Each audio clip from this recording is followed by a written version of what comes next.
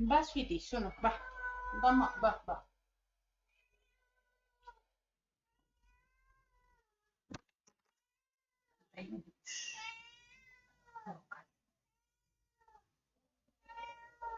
শোনো না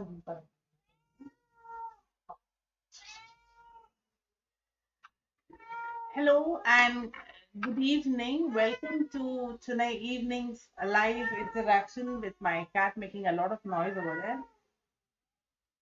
Uh, anyway, I'm hoping you've had a chance to go through the video. You know, you had a chance to go through the video of this evening. Uh, it was about uh, child reporting, guidelines for child care. I mean, child reporting and children's welfare in reporting, protection of child rights, etc. during reporting, and that a media guideline is necessary. So that is what this today evening's video is all about. Uh, well, you can see my cat is making a lot of a noise here.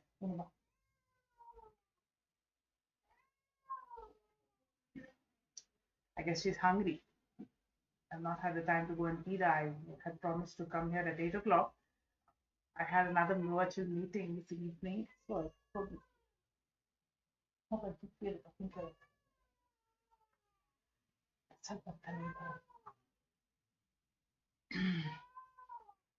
so it was all about child welfare and protection of child rights.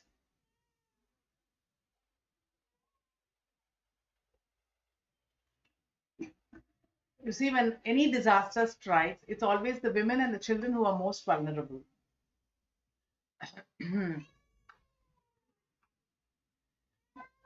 So, and you should not make the child even more vulnerable. That's the whole point when you're of this kind of media guideline. Well, it's see how a disaster affects a child is a child would have lost his or her parent, likely has lost a limb or two, is injured. So you have to do all you can to protect the child's welfare. And well, we mean the media not. It's not always possible for media to be activists, and there are certain professional divide or guidelines that you should not become an activist, especially when you're reporting, because it gives you emotional attachment. That is the reason, that is the genesis of the thought process that is the genesis of the thought process that there should not be any activism per se. I'm sorry, I'm so distracted by my cat. She always has this. So when a child is left roofless or homeless and is left an orphan, the make sure that the child I mean, many a time a media personnel has seen these kind of occasions, and when he or she broadcasts this or webcasts this in today's media, there is likelihood of a lot of sponsorship being raised for the child's treatment. I remember there was the Indian television did a lot of such reporting when the Asian tsunami happened. A child was left blind in after the Asian tsunami struck Tamil Nadu. Uh, Television channels broadcast it, and there was a lot of CSR funding that came through for uh, sponsoring the treatment. And there was another child in Karnikobar whose parents were washed away. Today, of course, um, she's a grown-up lady, but she lost her parents and her brother, and corporate social responsibility took over her education, etc. So these things can happen, but there is a very great importance laid to the privacy of the child because the child is already stigmatized uh, by the not stigmatized is already uh, mercilessly jumped away.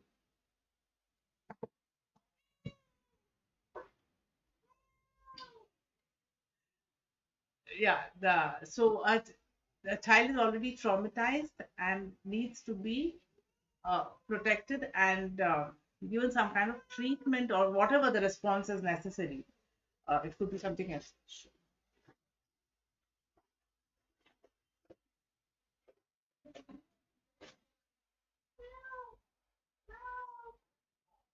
I'm so worried about she's going to bring down the lights and the whole thing. So no, no. I think I have to. I'm going to take a small break before everybody comes and asks for questions. I'll just take a break. I'll have to go and feed my cat, otherwise she will not let me be. So please bear with me.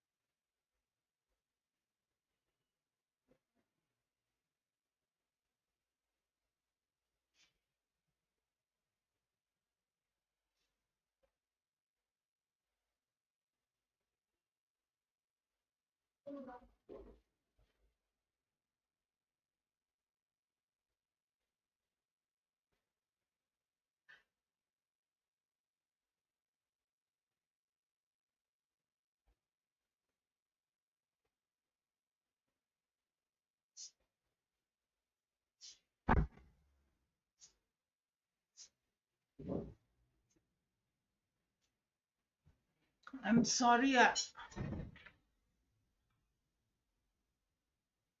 Sorry, I was away for a couple of minutes. I had to because my cat was making a nuisance of herself.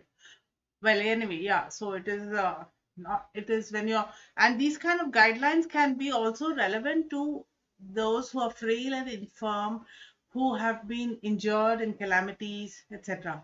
Um, then there are people who are suffering from mental health issues. It could be people with Alzheimer's or dementia, and it could be people who are suffering from either chronic or depression or manic depressive psychosis, etc.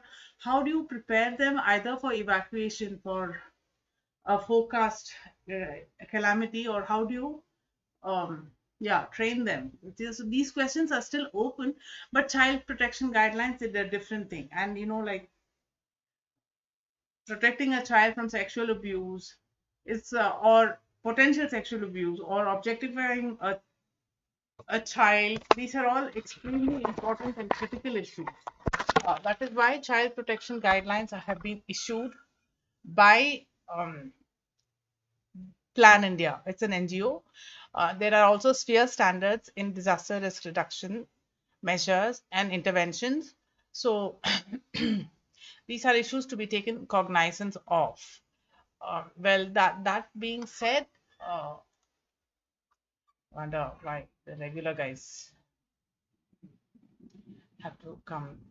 So this is the gist of the video of today. Uh, and yeah, if there are any questions, I'll be happy to answer. Uh,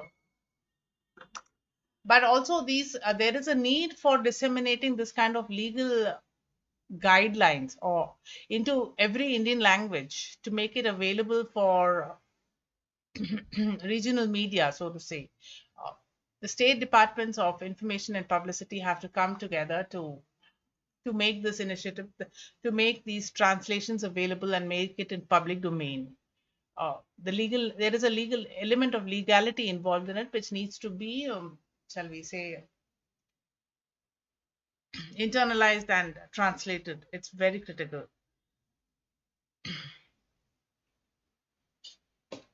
So that is a very critical part of child protection guidelines.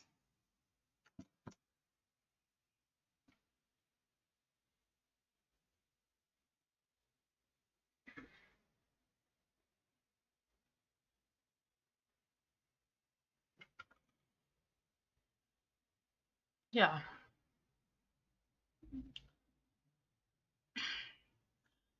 There's also, like nursing stations have to be there in disaster shelters. Uh, that's a gender perspective. And, if there's lack of water and sanitation, it has an incredible impact, an infinite impact on women uh, and children. especially the girl child. So we have to have nursing stations, interventions like, menstrual towels, sanitary towels have to be given to the vulnerable people. It could be fisher folk, it could be indigenous people, it could be young girls who have just attained puberty, and those are the children who need to be addressed. And there should be separate counselors and counseling stations or interventions for such young and vulnerable people. That's another very critical aspect in disaster risk reduction, so that they're prepared for the next disaster. The disaster, like I said, is the impact of a calamity on the human landscape. Let's not forget that. So that's very important to make these kind of infrastructure available.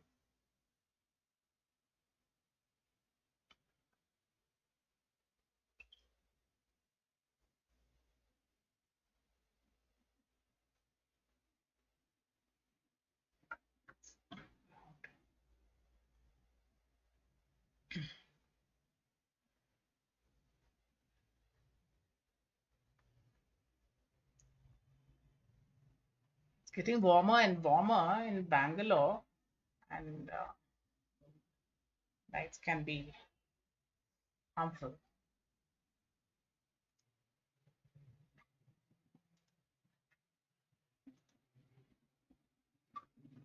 The calamity, shall I say, I mean, there is hardly any place where women and the children are there.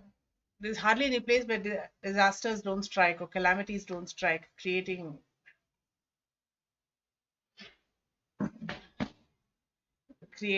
what shall I say, disasters in the human landscape.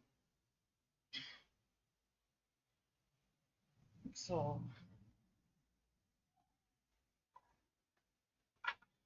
uh, yeah, that is. I shall wait because childcare, and this is not my expert domain. I shall wait for people to ask me any questions if there are, and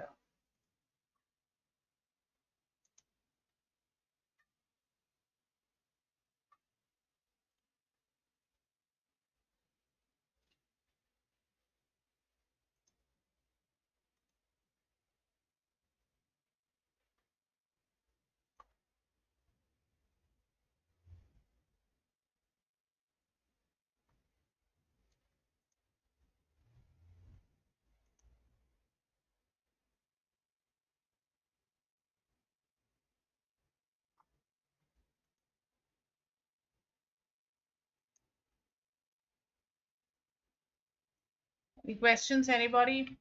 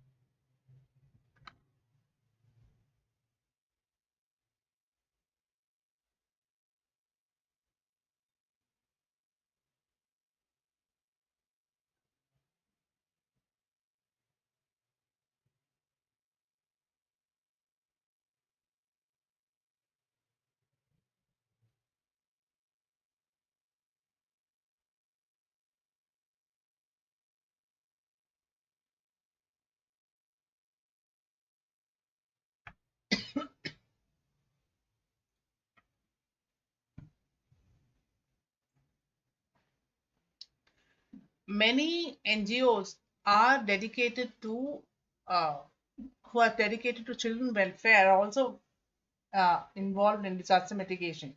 I remember somebody telling me that the girl child is differently affected by a disaster from a male child.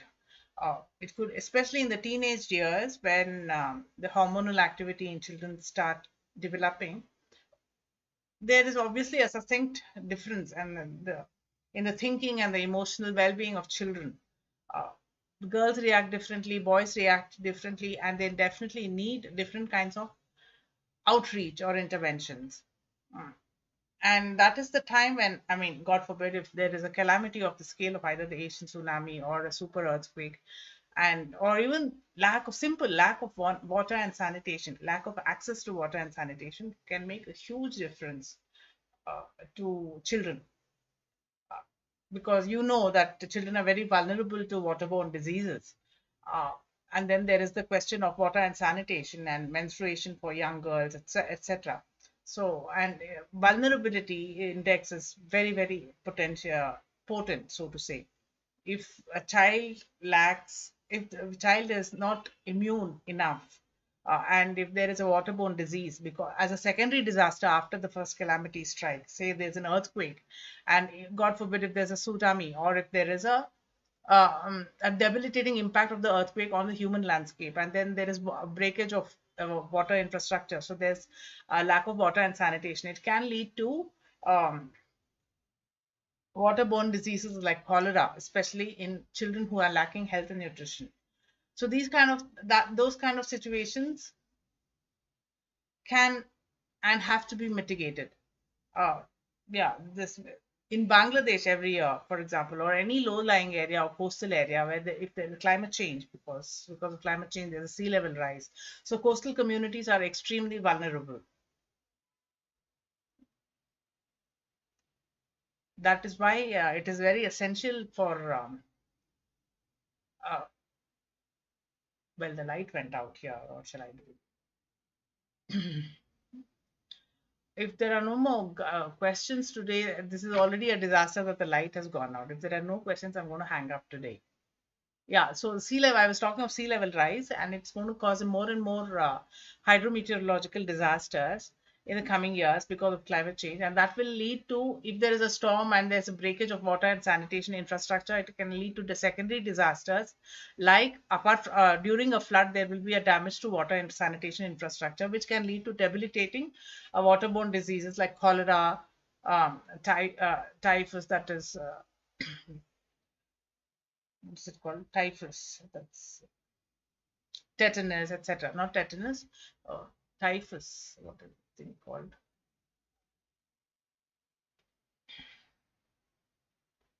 Particular disease. I forget the name of the disease. So it can lead to waterborne diseases and can lead to diarrhea, dysentery, and it can lead to starvation or chronic diarrhea, cholera. Chronic diarrhea can be debilitating on the child's welfare. So these things can happen, you see. Uh, so it's very essential to have child protection, and that's another thing. If another task for the beat reporter to go and check water and sanitation infrastructure before the outbreak of the monsoon in the Indian Ocean rim countries. Once you check it, you know how functional it is or whether it is disaster ready.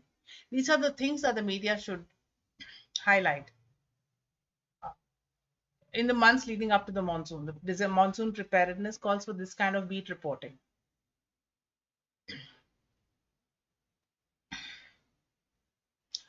Oh, well, I don't think there's any. It's been 15 minutes. I've not seen any. And my light passed out. Damn my luck. So seems to be a bit of a disaster here itself today. I'm afraid I'll have to call off engaging on the live stream today. Uh, but if you do have any feedback, do write in. We'll address it next time. Okay, I'm going to end this show today because the lights passed out and there are no questions coming up.